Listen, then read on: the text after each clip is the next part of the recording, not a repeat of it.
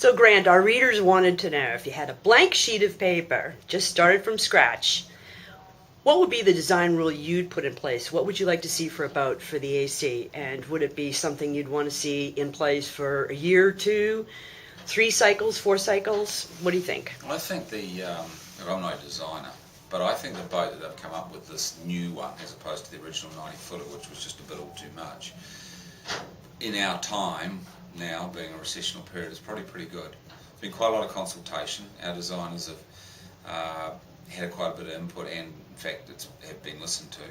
So I think at the size that fits within the travel lifts that we own, the sheds, etc., I think it's about right really for this time.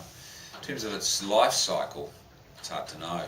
Certainly the boats we have now today, or the version 5 boats, have served us for something like 16 years. And sailing them again, having mothballed them for 18 months, they're not miles away. They're pretty good boats. And that's been a comment, I was talking to Russell about it yesterday, he was saying exactly the same thing. The problem, because it's really a sort of a question that has to be answered only in the times we face now.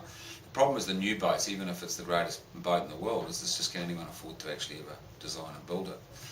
So for these times, it might be that maybe we should be staying version 5 for the next cycle of the America's Cup, because there's a lot of them. Teams can buy second-hand ones if they don't have them, and they can enter the America's Cup reasonably cheaply, and I think that word cheap, relatively cheap in America's Cup terms, is important.